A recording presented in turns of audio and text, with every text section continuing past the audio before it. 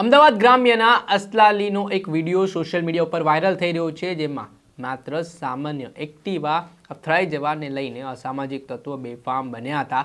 તેઓ દ્વારા એક્ટિવા પર જઈ રહેલા બે યુવાનો છે તેમને જાહેરમાં ઢોરમાર મારવામાં આવ્યું હતું અને થોડાક સમય માટે ધીંગાણું સર્જાયું હતું. આ દ્રશ્ય સામે આવ્યા બાદ આરોપીઓ સામે અસલાલી પોલીસ સ્ટેશન ખાતે એટ્રોસિટી એક્ટ તેમજ અલગ અલગ કલમો હેઠળ ગુનો પણ નોંધવામાં આવ્યો છે. પરંતુ જે રીતે આ દિવસોમાં અમદાવાદ શહેર હોય કે ગ્રામ્ય હોય તેમાં સામાજિક તત્વો બેફામ બન્યા છે, જાહેરમાં લોકોને ફટકારી રહ્યા છે, તેના કારણે જાણે કે આ આરોપીઓમાં પોલીસનો કોઈ ડર રહ્યો જ ન હોય તે પ્રકારની ચર્ચાઓ પણ વેગવાન બની છે. ત્યારે શું સમગ્ર વિવાદ હતો, કોણ હતા આજે આરોપીઓ, વિગતે વાત કરીએ. શું તમે અમદાવાદમાં ઘર લેવાનું વિચારી રહ્યા છો, ઘર શોધી રહ્યા છો, તો પછી ચિંતા મૂકી દો. શું કામ ચિંતા કરવાની જરૂરિયાત છે? કેમ કે અમદાવાદના પાલડી વિસ્તાર ખાતે સ્થિત ન્યૂ શારદા મંદિર રોડ પર આનંદ શિવ નામના એપાર્ટમેન્ટમાં એક ફ્લેટ વેચવાનું છે.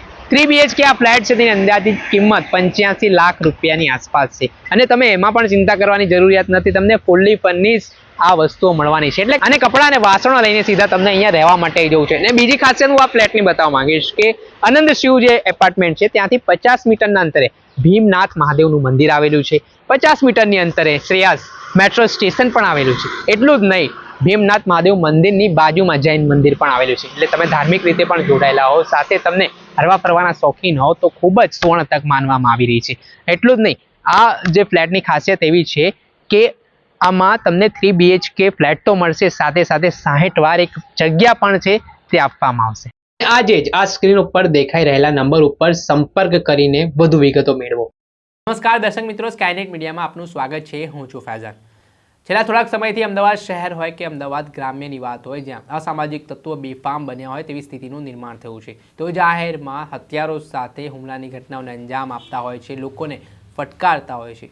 ત્યારે ઉત્તરાયણના દિવસે વાત કરીએ તો જે ગૌરાંગ મકવાણા અને અભય મકવાણા નામના જે બે વ્યક્તિ છે તે પોતાની એક્ટિવા ઉપર પોતાના બહેનના ત્યાં અસલાલી ખાતે ગયા હતા અને તેઓ પોતાના ઘરે પરત ફરી રહ્યા હતા. ત્યારે રસ્તામાં એક સ્પીડ બ્રેકર આવે છે અને આ સ્પીડ બ્રેકરની બાજુમાં એક રસ્તો હોય છે.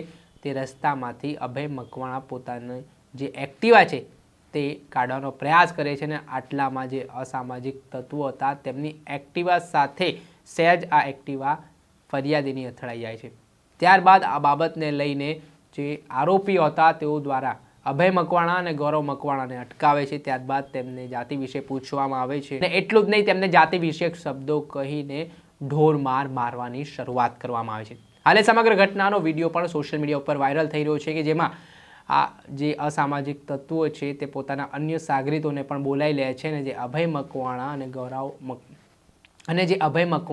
ગૌરવ મકવાણા છે તેમને લાકડીઓ પાઇપો વડે મારવામાં આવી રહ્યો હોય તે પ્રકારના દ્રશ્ય પણ સામે આવ્યા છે, જેમાં બંને યુવાનોને ગંભીર ઇજાઓ પહોંચી હતી અને તેમને તાત્કાલિક સારવાર માટે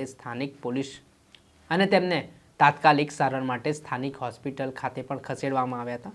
ત્યારે બાબતને લઈને જે પીડિત છે તેમના દ્વારા અસલાલી પોલીસ સ્ટેશન ખાતે ફરિયાદ નોંધવામાં આવી હતી અને વાયરલ વિડીયોના આધારે આ મામલે અસલાલી પોલીસે તપાસના ચક્ર ગતિમાન કર્યા હતા અને 4 જેટલા આરોપીઓ સામે ગુનો પોલીસે નોંધ્યો છે, જેમાં એટ્રોસિટી એક્ટ, મારામારી તેમજ અલગ અલગ કલમો હેઠળ આ અંગે ગુનો નોંધવામાં આવ્યો છે અને આ સમગ્ર કેસની તપાસ છે તે DYSP દ્વારા કરવામાં આવી રહી છે.